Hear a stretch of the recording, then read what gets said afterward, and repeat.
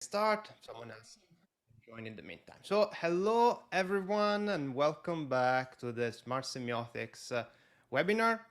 It is my pleasure to introduce today our panelists about signs and symbols in space and place. And they will be talking, it will be Anett Árvay from the University of Szeged and Ken Foote from the University of Connecticut. And will be the discussant will be Federico Valentine and Matthias Egeler. Thank you, all of you, for being here. And to the attendees, I will remind you that you can intervene by asking questions. If you look at the bottom of your screen, you should have a Q&A button where you can put questions. So if you have questions, please feel free to ask them during the discussion and the presentation. You can write them there or in chat where you can write as well. And we will take them at the end of the panel. We should have a good 15-20 minutes to discuss. So please feel free to put them there and then we'll take them later on. So without further ado, I will leave the stage to Professors Árvay and Foote with their presentation. Thank you.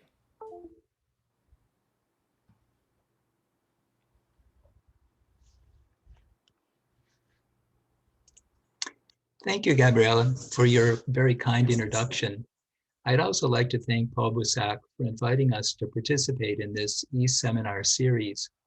Indeed, I think this series is a wonderful way to connect the worldwide semiotics community. Today, Anett and I would like to present a small part of a book manuscript we finished this year and that we hope to see into print over the next year. The title is Contested Places, Contested Past, Space, Place, and Memory in the Commemorative Landscapes of Hungary. It's a large project that focuses on the dynamics of public memory and in Hungary from the late 19th century up to the present, spanning all the major events, conflicts, and controversies over this long period. Today, we will focus on only one part of our study, some of the spatial dimensions of public memory and commemoration, though using a few examples from elsewhere in Europe and the United States. To do this, we'll touch briefly on 4 issues that are listed here over about 40 minutes with about 24 slides. I will begin with an overview of some of the theoretical context, then pass the mic to my colleague, Dr. Árvay, to continue the seminar in about 10 minutes. At the broadest level, our work focuses on the semiotics, symbolism, and iconography of public art and architecture. This has been an area of semiotics that has attracted considerable attention in recent decades.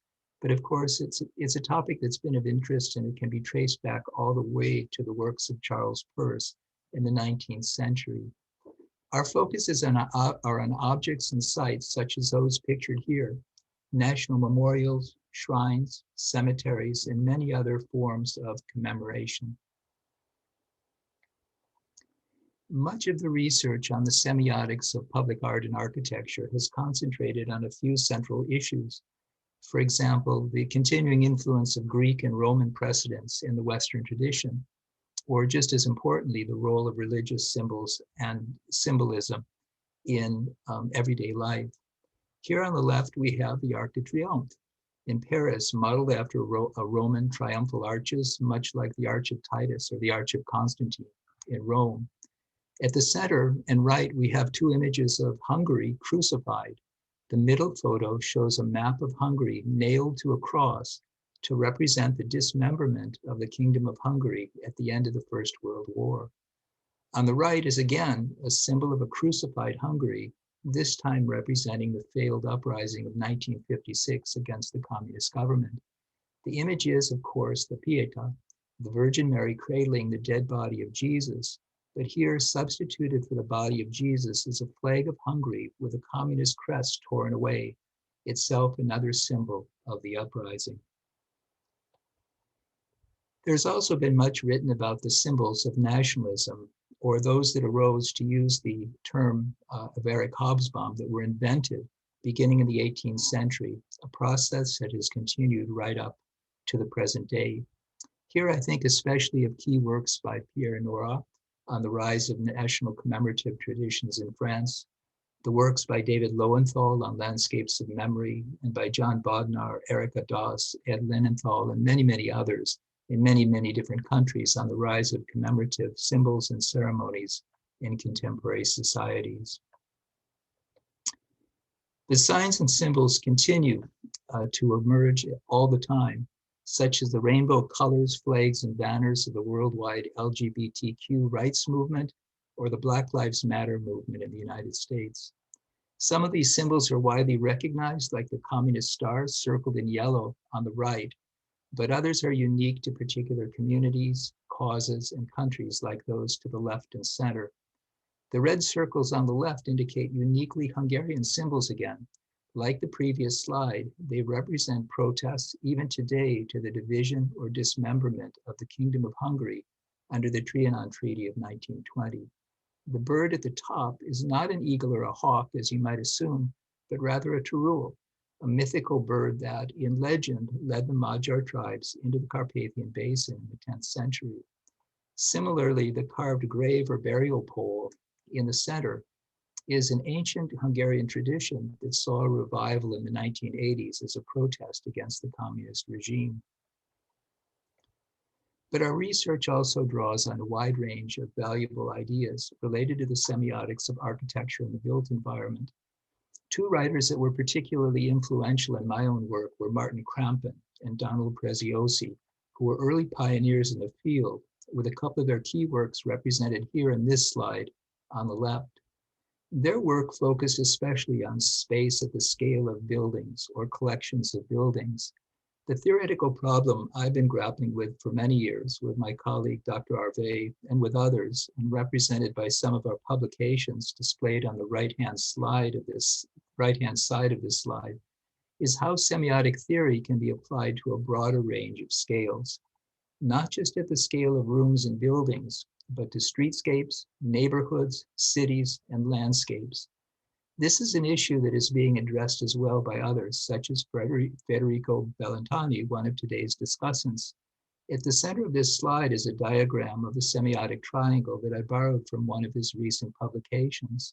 But the question I would ask is, where are the concepts of space and place? Where do they fit into this diagram?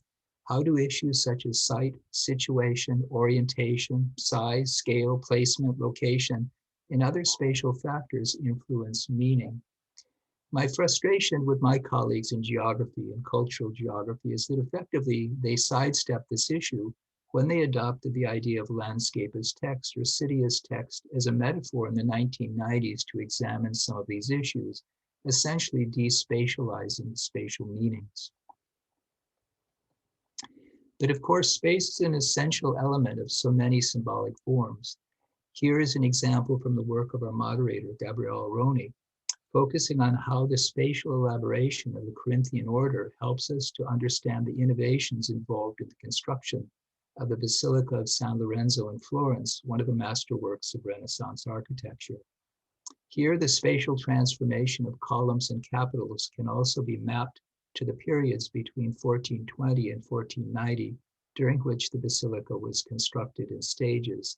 Connections I've tried to indicate here with these colored arrows indicating the type of capital that was applied to the different sections of the building during different periods. But how do we take these ideas and apply them to the patterns we find in the complex streets and cityscapes of cities like Budapest, New York, London, Paris, or even to the spatial symbolism found in small cities, towns, in rural settings, in landscapes at large? Here in this slide, we have a Google Earth view of the somewhat ironically named Szabadság tér, or Freedom Square in Budapest, which is sited on what was once a Habsburg barracks and prison. What are we to make of a statue of the US President Ronald Reagan in the upper left-hand corner striding toward a Soviet war memorial in the center of the square, or a major memorial to the victims of the German occupation of 1944 and 45, which has never yet been dedicated because of its failure to acknowledge Hungarian complicity in the Holocaust, and has actually generated a counter memorial just to the south across the street? This situation calls, we think, for more explicit consideration of space and place at a range of scales. But this is an issue that goes back to some of the key writings of Maurice Halbach's, whose work is among the first to link space and place to social cultural practice, and works that I still go back to, I think, for inspiration. He was among the first to highlight the important role that localization plays in anchoring and sustaining cultural practice, implying that there are often very close mnemonic relationships between space, place, location, and meaning. Halbach chose to emphasize these points by focusing on the Via Dolorosa in Jerusalem, where the Passion of Jesus is mapped onto the geography of the Christian quarter. But there are so many dimensions to space and the roles it plays semiotically that it's still difficult for me to posit an overarching theory of all of the ways it is involved in the sort of symbolic language of culture. But to give some examples of how we're grappling with this issue in our current research, I'd like to pass the mic to Anett to continue with some examples from our projects.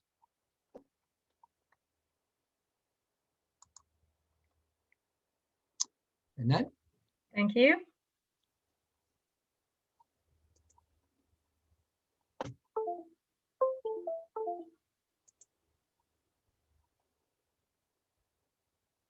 Okay.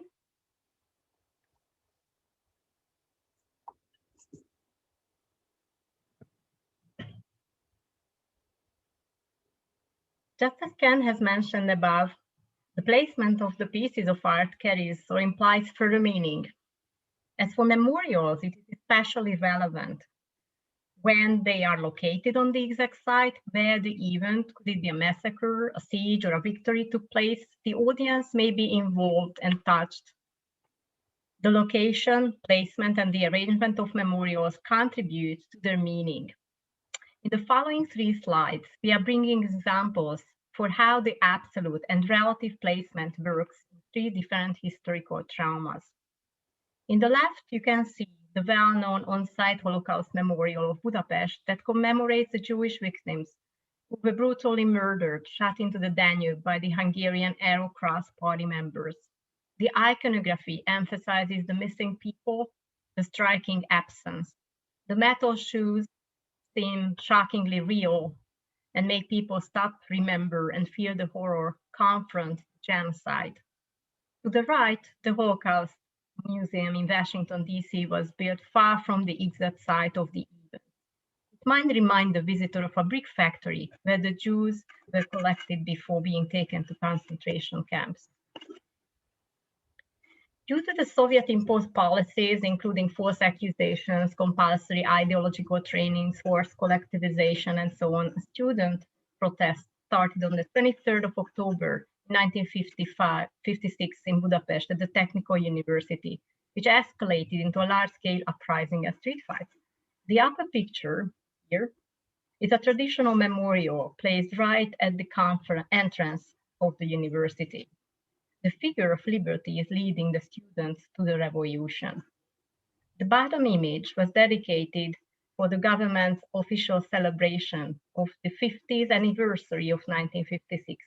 The modern memorial is carefully designed. The iron poles symbolize individuals, the revolutionists who merge their strengths and turn into a shining ship that is strong enough to break the surface of history. The memorial is placed on an iconic site, the former place of the Stalin statue, which was toppled down during the first day of the revolution. The memorialization of the communist area is a challenging task for the artist. What we can see in the public place is either to remember a specific type of violence, for example, forced labor or site of interrogation, or which is more difficult, to refer to the area in general in a condensed artistic form. The 2 photos to the left depict a reconstructed forced labor camp of the Hungarian Gulag. The red camp, a stone quarry, operated between 1950 and 1953. After the death of Stalin, the camp was closed down and erased. The area was reforested. The survivors, the former prisoners, sponsored the opening of a national memorial park in 1996, which has been operating ever since. Memory work started gradually in Hungary during the 1980s. However, memorials were allowed to erect on public place only after 1990. 3 further examples can be seen in the slide for the relative placement. The one in Washington, D.C. dedicated the more than 100 million victims of communism. The purpose of the memorial was to ensure that the history of communist tyranny will be taught to future generations. The memorial features a 10-foot bronze replica from photographs of the goddess of democracy erected by students during the Tiananmen Square protest in 1989. The memorial next to it is entitled "Lives Were Ruined by Communism." It depicts a man who is sitting in a prison cell. The intention of this memorial was to remember those thousands who did not die, but were not tortured physically, however, had to live under ideological pressure, make inconvenient moral compromises, bear the lack of free speech. Similarly, the Czech memorial embodied personal dramas with the gradual loss of people's integrity. The figures are becoming fragmented and dissolve themselves. As you could see, the memorials of relative placement reflect more general message and operate unique, novel symbols. Besides relative or absolute location, the placement of the memorial usually indicates the intention to highlight the event it indicates. The Holocaust memorials in Budapest is a case in point. During the communist period in Hungary, the Holocaust was not recognized by the government as anything other than fascist violence. The word Holocaust hadn't been used either until the 1980s. The first modest step was taken in 1986 when a martyr memorial on the east bank of the Danube was dedicated.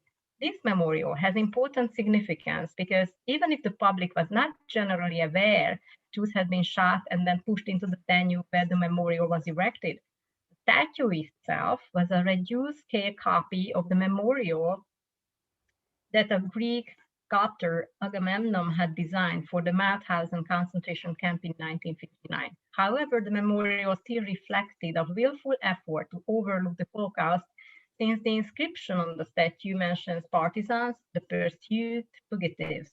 It ignored the fact that the majority of the people killed were Jews. Although the placement of the statue carried important historical significance, it was never made clear to the public. Second, despite of its absolute placement, it is out of public attention and far from the center. The Wallenberg statue to the left has an unusual history. It was supposed to be erected in the center area of Budapest, near the international ghetto, where some of the atrocities occurred right after the Second World War. However, the statue disappeared in 1949, right before the day of the planned dedication. Finally, it was erected only in 1989. Through time, the recognition of the importance of the Holocaust memory was strengthened and moved inward. The roads along the banks of the Danube have been renamed in 2010 to honor the rescuers, those people who helped. The glass house near the parliament was also marked with a memorial tablet. All in all, we can say that in recent years, a far greater range of sites have been marked around Budapest and all around Hungary, including the creation of new museums, memorials for the labor service, to rescuers, the mapping of yellow star houses, the memorials for various atrocities, forced marches, mass executions, attacks on hospitals or pension homes. Memorials have been placed either on public or in private place. In the first case, the memorial is easily accessible. Celebrations are organized at the anniversaries of the event it remembers. It plays a crucial role in the conscious formation of public memory. The creation of these are usually initiated by the government or local governments, with or without the full consent of the public. However, sometimes small communities or grassroots efforts make it possible to dedicate a memorial in a private place that won't require the permission from the authorities. The images on the right illustrates that some of the first Holocaust memorials in Hungary were placed in private protected sites inside of a synagogue or in its yard.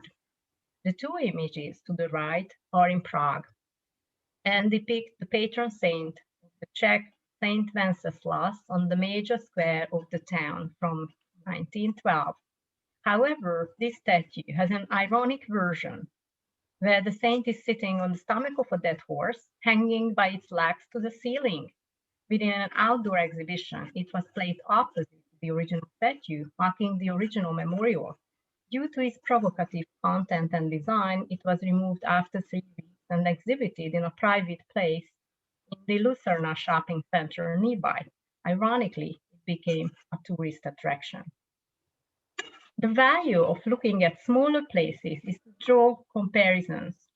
Too much research exists on capital cities, but not too many on smaller places. Every capital is basically overloaded by memorials. However, in Hungary, the case is similar in smaller settlements as well. Hungary is a country that is heavily relies on the past, so no wonder the visitor bumps into statues and memorials even in the smallest villages. To the left, you can see a mid-sized Hungarian town, my university town, Szeged, Tagatiro's Gate, that was built as a First World War memorial with dramatic frescoes, which was whitewashed during the communist period due to its political content.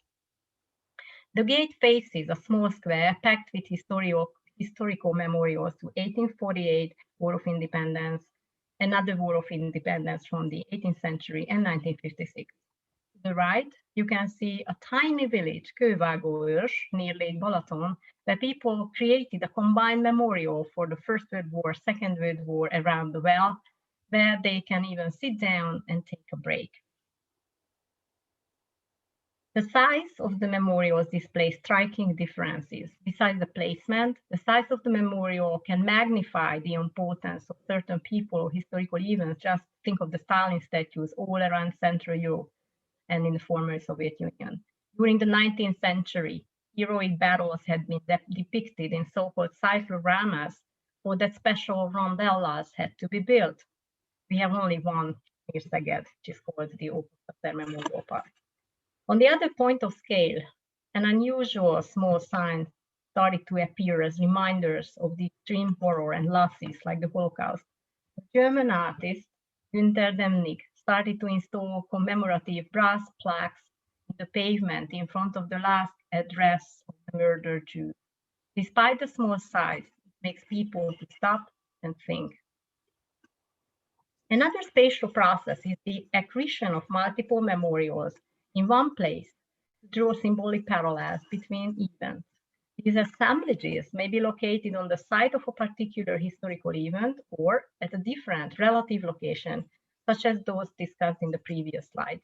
This pattern can be seen in Washington, D.C., where besides the Lincoln Memorial, Vietnamese Veteran Memorial, Korean War Veterans Memorial, and the Second World War Memorial is placed. The site of the Lincoln Memorial used to be a cheap, swampy area close to the river that couldn't be used for agricultural purposes. Slowly, it was developed into a memorial park. Accretion can be found in a number of Hungarian town centers as well. As I mentioned, there are cases where the extent of this accretion is so large that entire memorial parks may develop through time. The Kossuth tér, the Kossuth Square, behind the parliament, witnesses an outpour of memorials, as you can see. From a spatial point of view, many issues of memory stretch across borders and barriers, resulting in complex negotiations over the creation and symbolism of memorials. Paramount among these are episodes of violence from the First and the Second World Wars, including not only events of warfare, but atrocities, expulsions, political purges, sieges, or other events that caused the death and suffering of hundreds of millions of people. These have been commemorated in and outside of their home countries, however, often not without conflict. Countries that used to be enemies during the war have to cope with the memory of aggression and killings that is very hard to overcome, even after decades. During the Second World War, for example, Hungarians and Serbians committed brutal massacres against each other, which long remained an issue and tension between Serbia and Hungary. This included the vandalization of memorials to the victims. Finally, the conflict over memory was resolved at the highest diplomatic level In this case, the Serbian and the Hungarian prime ministers, in this photo you can see that, dedicated a museum and a memorial together in 2013, served justice for both countries, thus expressing the common wish for reconciliation over the events of the Second World War. As time goes by, reconciliation is an easier task. The Hungarian-Turkish Friendship Park and the two busts were dedicated more than 400 years later in 1994. The painful memory of the fall of the Szeged fortress, the death of Zrínyi, the Turkish Sultan, and the 150-year-long Ottoman occupation of Hungary faded away and gave rise to the creation of such signs. Signs in the place take an active part in developing ritual practices. The communities that wish to remember the event or person, wish to keep the memory alive, organize wrestling, service of remembrance, and memory marches, as this slide illustrates. To the left, you can see the 1956 Memorial March from the Technical University of Budapest to the famous BAM statue.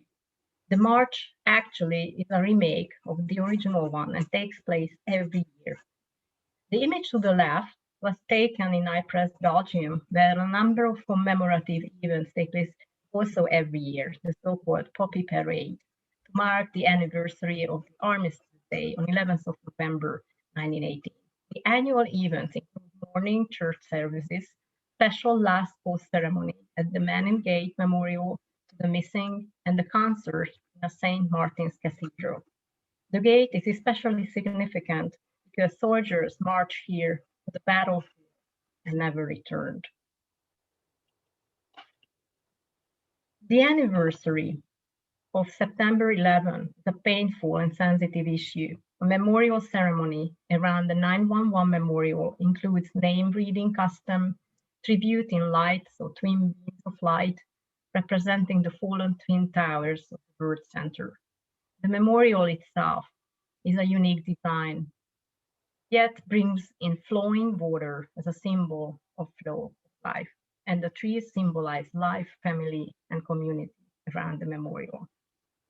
In the coming 20th anniversary, the major goal is to share these lessons with new generation, teach people about the ongoing repercussions of the 9/11 attacks, and inspire them with an idea that even in the darkest time, people can support one another and find the strength to renew and rebuild.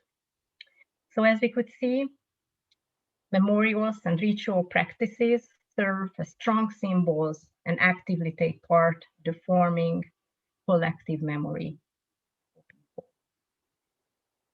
Here are our references, and I would like to say thank you for your attention.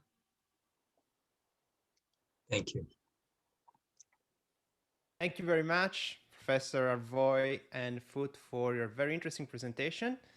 And now I will give the stage to Federico Valentine with his intervention. Yes.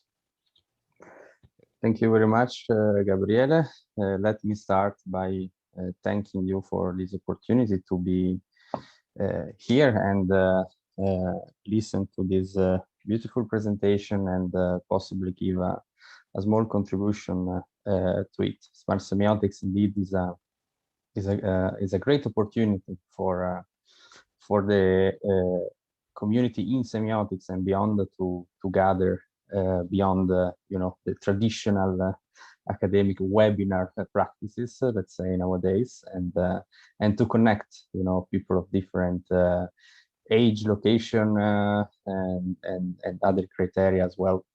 So I'm here speaking from a very warm Bologna in Italy today, and I'm very glad to be here. Thank you very much to Professor Foote and to Professor Árvay for this presentation with a lot of images that are connected with their theoretical ideas and narrative, and be here since their their work about Hungary after 1989 was of a great inspiration also to my research while I was doing my research in Cardiff University. Say that my task today is to focus, if I may, to some contribution that comes from this presentation, especially two, and I'm going to discuss them. That relate especially to a specific aim of Professor Foote and Professor Árvay presentation and later work, which is how the location and positioning of monuments affect actually their meaning. Before doing that, I just would like to start with a very simple idea that arises from this presentation and this contribution, which is for how I put it also in my previous research, that monuments and memorials cannot be analyzed separately from their interrelation with the surrounding built environment. This seems trivial, possibly for us, but especially in the past, a lot of research in history, in anthropology, and so on and so forth, often has analyzed the monument for what they are, no? As they were in vitro in a lab, not connected with their interrelation with the built environment and the culture of the society in which they are located. And also, second part, the spatial settings in which monuments, memorials are located largely affect the interpretation, as we see from the many example and case studies that Professor Árvay presented us today. Linguistic and semiotic research, as you know better than I do, has used already the notion of intertextuality to define the process through which text establishes relationship with other text. And in semiotic in architecture, intertextuality has described the study of architecture and built forms as part of a series of works that have been developed over time. And also post-structural geography has used the term intertextuality to describe the relation that built form established between them. As one can see, for example, in the book The City as a Text, The Politics of Landscape Interpretation in Camden Kingdom by James Duncan. Coming to the two contributions that related to this specific part that was of particular interest for me, I'm very glad that the presentation and the later research, of course, will provide a sound theoretical and methodological framework to address more explicitly, the role space and place has at a different range of scales. The focus is, as Professor Foote actually underlined before, at a different range of scales. For me, this is incredibly important because previous research has analyzed monuments and its immediate surroundings, often underestimating the intertextual relations, as we were saying, that monuments can have a different scale: the urban, the regional, the national, the global. Nowadays, it's absolutely crucial to consider also the global dimension. Let's make a quick example. For example, the typical space of the Freedom or Liberty Square in post-Soviet countries. We have one in Tallinn, we have one in Tbilisi, we have one in Kiev.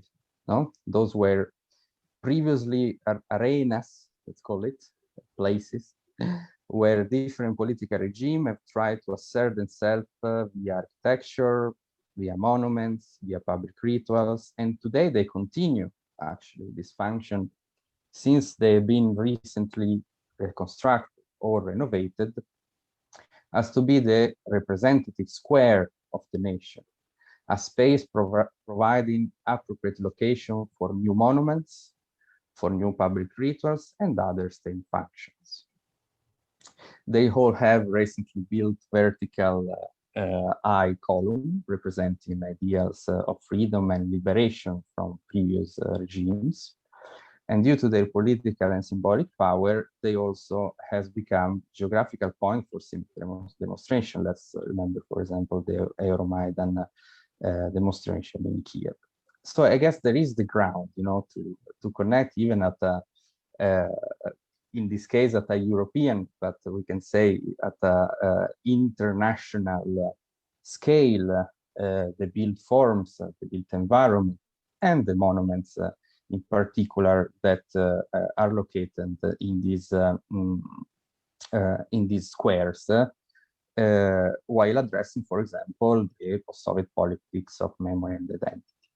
The same, as we see in the presentation, does not go, for example, with the Hungary case and other cases in post-socialist countries. No, in Liberty Square, Budapest, we have a monument to the Soviet liberation of Hungary, World War II, from the Nazi German occupation, as it is called, and an element which would be impossible to be found, to be seen in the previous example, for example, in Tallinn, in Tbilisi, and in Kiev, at least in that specific liberty or freedom square.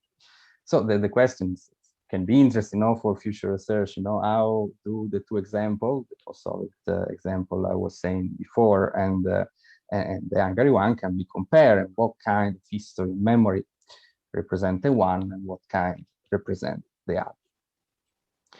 The second contribution I would like to focus from the presentation. I'm also glad that Professor Foote and Árvay provided a terminology for location and positioning monuments, and a terminology that refer also to particular plastic elements and intersection relation of built forms in general, and monuments and memorial in particular. For example, the category absolute relative placement, creation and assemblage, and so on. Previous research obviously as focused on location and positioning. I remember, for example, a paper by the professor, the geographer Lisa Burton-Shore, also focused on the location of monuments while analyzing the National Mall in Washington, D.C., but without providing a terminology, no, which is a useful tool for us in order to be understood and as a research community, and to refer to specific semiotic and geographical elements and concepts. For example, as I was saying, Lisa Burton-Shore said that the location of monument can have site-specific connection to events and people commemorated. In other case, monuments are erected in location they themselves contribute to charge dialogically, but we don't have yet the terminology that from starting with this presentation we can use and develop as a research community. And often coming from here, from the idea of the absolute relative placement of site-specific location of monuments and memorial, we can see that the built environment itself can be actually reconstructed and redesigned to provide appropriate location for future monuments, to highlight the visual dimension, let's say, of monuments, but also its meaning and its ideological weight. That's why also manipulating the surroundings, as we've seen in the contested, back to your topic, to contested places and site of memory, manipulating the spatial surroundings can also affect the meaning of already existing monuments, sometimes trying to highlight or hide their visibility and in turn their ideological weights. For example, this is a strategy that's been broadly used, as you know, in post-Soviet countries as a strategy to lessen the visibility of Soviet monuments. For example, a quite famous example, it's the Bronze Soldier of Tallinn, a Soviet memorial which stood in the city center of Tallinn until 2007. And after the last Russian troop left Estonia in 1994, so already in the Republic of Estonia, the Estonian government has taken several measures to reduce the visibility of the Bronze Soldier and in turn its ideological weight. Diagonal footpaths replaced the direct access to the Bronze Soldiers. New trees were planted in order to try to hide. The hollow for the eternal flame was removed, and so on and so forth. Also, new erected built form can actively affect the interpretation of the existing built environment. So we can also hide a monument, unwanted or contested, by simply built in a supermarket very big nearby, and in an attempt to reduce its visibility. And so in this case, as textile interpreters, the text, as Umberto Eco would say, newly erected built forms can actively affect the interpretation of the existing built environment. What comes from all this, trying to generalize to what I say and to summarize to what I say so far, is that the built environment in general, but monuments and memorials in particular, are, as you said, discourses which can be shaped and transformed through design to convey specific culture and political meaning. They convey historical narratives that are preferred by those who erect them. They focus on specific identities and events, while wittingly or unwittingly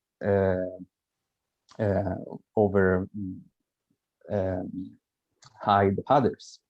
They legitimize power in space by doing that, and they can set specific dynamics of inclusion and exclusion. And to look at their location and positioning is crucial for the reason and the contribution we said before, as well as it's crucial to look at their cultural, geographical, and semiotic aspects. And this is why I believe that an interdisciplinary framework, which can be built also, including the concept we see in this interesting presentation today, and that connects the concept which comes from semiotics and cultural geography, can prove useful to gain a deeper understanding of how monuments can assume multiple meanings in their context of changing concept of past, nation, and culture, considering both the perspective of who want the monuments to be erected, so the designers, and the everyday users that can interpret and reinterpret continuously through a myriad of different practices the original intention of the authors, as well as considering, including its location and positioning, the agency, let's say, of the monuments, meaning the impact monument has on the everyday practices of us users. So thank you very much for this presentation, that I'm sure that many concepts from it, and especially those that I wanted to highlight through my my comment related to location and position, can really be interesting to make this interdisciplinary framework grow, and in order to analyze the meaning of monuments and memorial and the built environment in general. Thank you very much. Thank you. Thank you. Thank you very much, Federico, for your intervention. And I don't know if there are comments from our panelists or from the attendees as well. Questions? If not, I will leave the stage to Matthias for Thank you, Gabriele, and thank you very much, Anett and Ken, for this fascinating presentation, which I find a bit of a nightmare to be a respondent to, because kind of being a respondent to something somehow probably works best if you actually have something you find you want to argue against, but if you hate some element of the presentation. But there was just nothing I disagree with, which kind of puts me a bit at a loss of what to say about this splendid talk. One of the things I'll try to do it the other way around and try to think about what things did I like particularly well. And one of those things was a detail that Anett mentioned in her part of the presentation, where she highlighted that a lot of the scholarship that exists focuses on urban environments and particularly on the very biggest cities, which is probably a pervasive bias of current research to such an extent as I know it. We do seem to be putting a lot of focus on the big city, and we are to some extent forgetting smaller towns, let alone villages and the countryside, even though arguably we could learn a lot from looking at the countryside material, to some extent also just simply because things become clearer if you have less stuff crammed into a small space. In a big city environment, so much is going on in the social construction of space that it can be awfully difficult to disentangle the threads. Whereas if you look at a countryside, then sometimes at least the emptier it gets, the clearer seems to become what is going on there. And that was one thing which also came to my mind when you talked about the importance of sightlines and the crucial importance of positions in interpreting the meaning of memorials. It made me think of one memorial that originally very much puzzled me until it was explained to me by some locals when I was doing field research in the Icelandic West Fjords. And there's one place where there's a memorial stone literally or in the middle of a valley.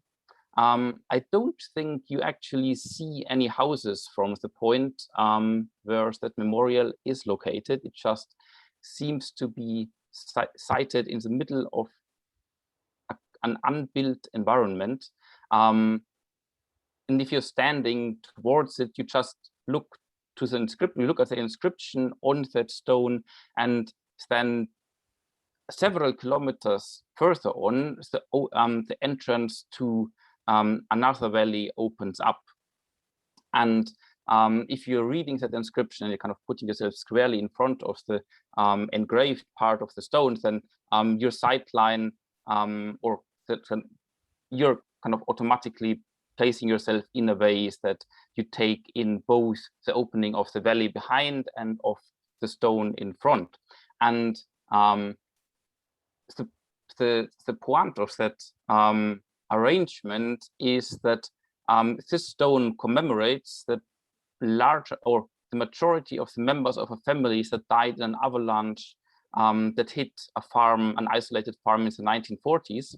And after this disaster, where most of the family members died, the farm was eventually abandoned and sold off.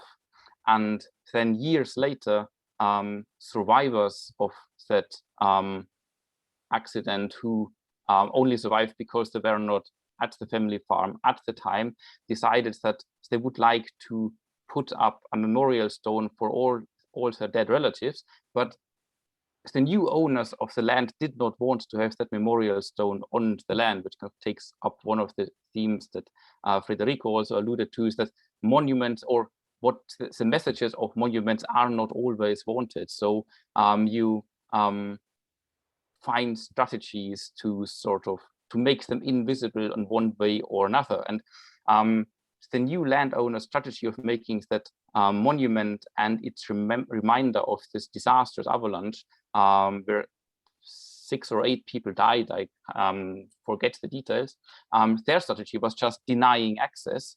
And so the monument was not built there. But then what the survivors did was just to move the stone out of the valley, but in the sightline of the valley, and in a way that increased its poignancy and just increased the multi-layeredness of its message. Because by being moved out of the valley, it not only memorialized the people who had died, but it also made a point about the loss of the old family home to the survivors of the family who were not even able to place the monument at the ruins of the old farm building. And all this is communicated solely through location and sightlines. And just because it is kind of just because it is such a comparatively empty, in inverted commas, environment in that countryside setting, this crucial importance of context and visual context becomes so much more staggering than I've ever experienced it in an urban setting, which kind of is boils down to me both agreeing to Anett's point about we need more research on small places and the countryside to supplement urban research, and that you are very, very right in emphasizing the importance of placing and sightlines. Then this just came a contribution in the chat. Displacement of monuments. Yeah, that's probably something that somebody else can answer better than I can. Another point which looking at monuments in the countryside made me wonder about is a variant, I think, over Ken's and Anett's theme of shifting scales. So there is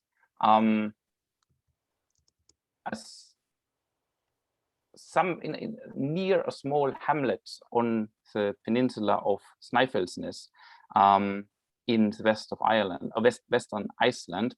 There is a big 4 or 5 meter high statue of the troll Baluthurus Nælfellshaus. This monument was erected out of dry stone walling. So it is a very striking presence, both for the way how it is constructed and just for its simple physical presence, because you have that 5 meter tall built troll. And the referent of that statue is a figure from local medieval literature, which is a supernatural being that at the end of his life, when he was getting tired of human company or of company at large, he entered the glacier that crowns the outermost mountain of this peninsula. And what's interesting about this monument in our context, I think, is that originally this monument was erected as a memorial to a young man who, in the early decade of the 20th century, I again can't remember at the moment when exactly. But anyway, this was erected as a memorial to a young man who died while out on a mountaineering trip on that mountain. Now, in the current reception, or in the current way how Iceland is depicted for foreigners, this statue recurs again and again and again. So it is one of the stock motifs of essentially Icelandic tourism marketing that has come to represent the whole of the Snæfellsnes Peninsula as an iconographic trope to for an audience who finds the idea of trolls quite quaint and has no relationship at all to 13th, 14th century literary history and the personal loss of one 20th century family, which is what the statue originally stands for. So there has been a complete shift in both the context and the scale in which this memorial is being used and used very consciously as a trope for tourism marketing. So that also is something which I think is a very important contribution to consider the different scales that monuments can have. But maybe I would put a stronger emphasis on the shifting semantics that the same monument can have within different scales of reference. And this can be a very subtle process, and sometimes it's very blunt what's going on, but it can also be very it's also something which can be taking place quite on the margin of the outside scholar's perception. And again, referring to the example of the Icelandic countryside, when we use the term monuments, we mostly think of built structures or artwork that obviously stands out from its environment and visually draws its attention in a way that if you come in as an outsider, is still clear. But if you look at how the landscape is structured through narrative in countryside environments in Iceland, then a lot of the most prominent monument, or monuments in inverted commas, monuments broadly speaking, actually have no natural or no built features at all, but are purely natural features, which means that a valley that may contain half a dozen culturally important sites of reference to an outsider looks as if it was simply an empty valley, because, for instance, to take just one category of native monuments, the traditional burial mounds of the first people who founded farms during the first settlement of Iceland in the 9th century normally are identified with natural hills or natural rock formations, which probably without exceptions are actually natural formations, but which are reinterpreted through narrative as the burial places of the often name-giving founder of the farm. So they really serve exactly the same function as a memorial with an inscription and maybe a rider statue on top, but in its presence in the landscape, it is just a natural hill. So there again, you kind of get very different scales in terms of explicitness of what makes a memorial. And there again, the countryside can add the footnote that memorials can be a lot more inconspicuous even than the more inconspicuous of your examples had been already, some of which, as the stumbling stones that Anett mentioned in her talk, are just 10 centimeters by 10 centimeters.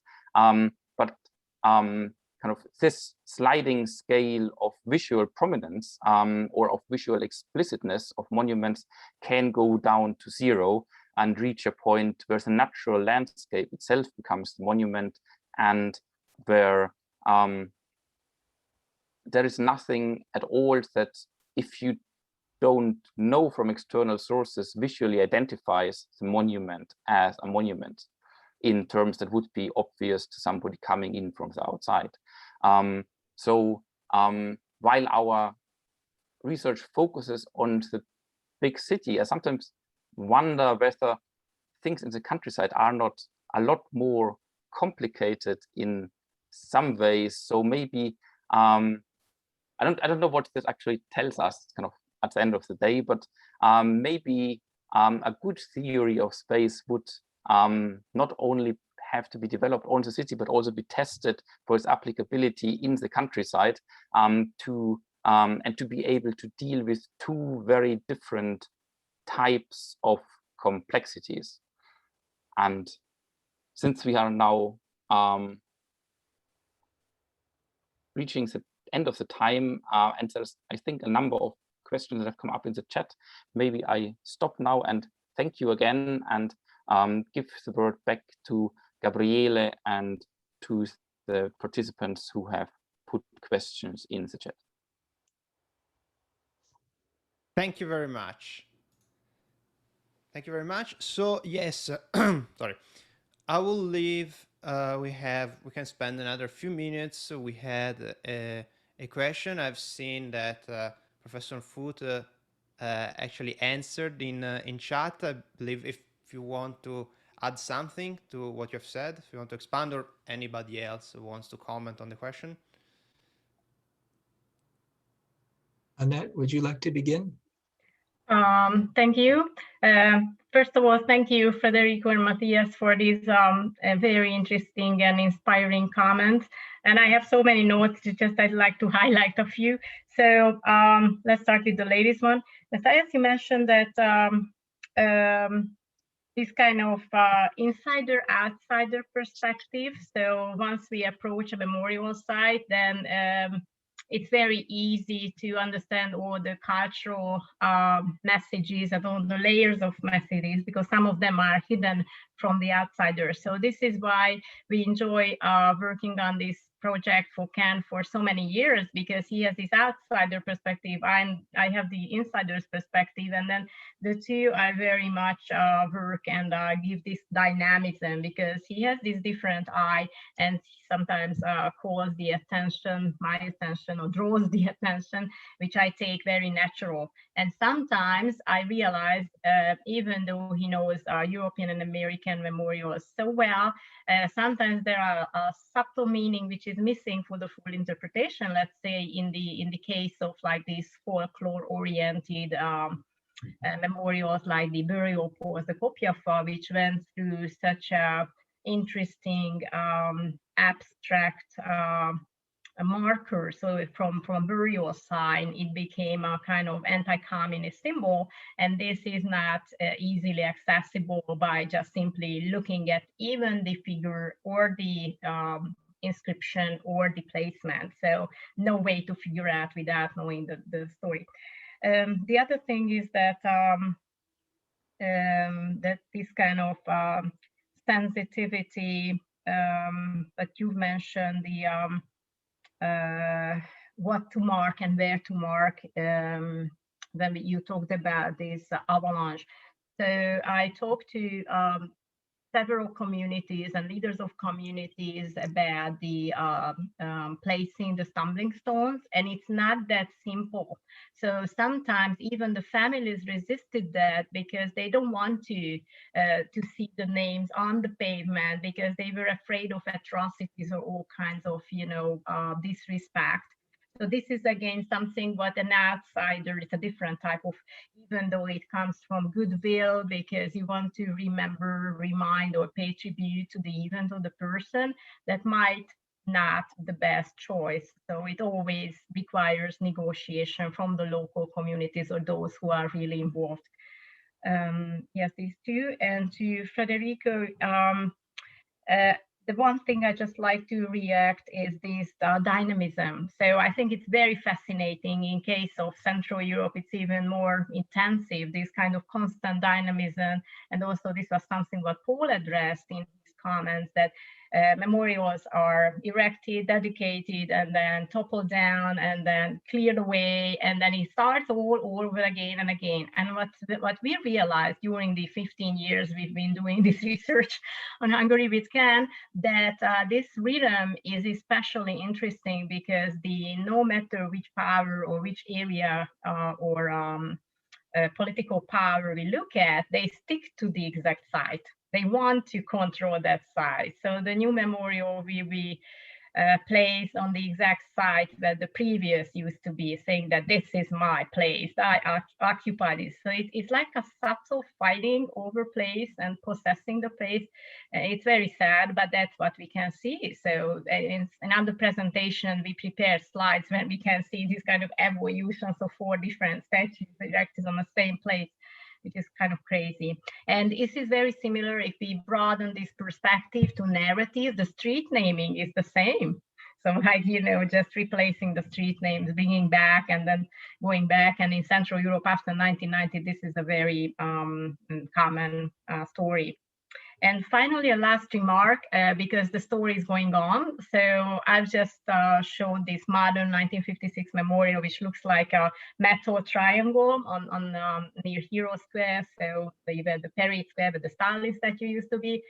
Now, what's happening now, it's very fantastic or interesting because a museum island will be built on that area. So this memorial will be in the middle of totally modern new museum of ethnography. And then the design really nicely, that museum design, it fits to the memorial. So I think it was the other way around. It's not the memorial which fits the environment fits this memorial as a kind of respect to the past. And then as far as I know, the architect was a great top Japanese architect, and it is a wonderful example how how respect towards history and national histories and at the same time functionality can meet in Europe or in Hungary. So thank you. In a nutshell, these were the most important remarks. I'll just add a couple of comments. I kind of wish we could extend this into a seminar for the afternoon or the evening, but we can't.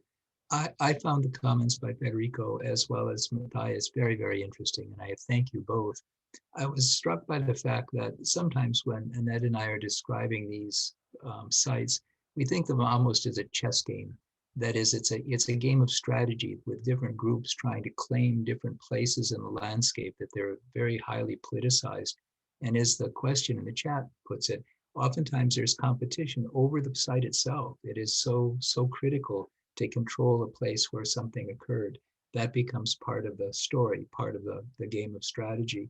But also I was thinking of Matthias's point in looking at some of the landscapes in Iceland and elsewhere. In some cases, groups keep these sacred places secret. That is, to disclose their location is to violate the qualities that make them special. And so in some cases, some of these meanings are really hidden from view. And I think we need to be sensitive to that in some cases. I was struck though, in thinking back to Federico's comments, what if we could take all of the freedom squares, all of the liberty squares and put them side by side? I think we'd be struck by how different the meanings are in different contexts. It seems like in Hungary, just about every village and city has a liberty square or a freedom square or a rod tear.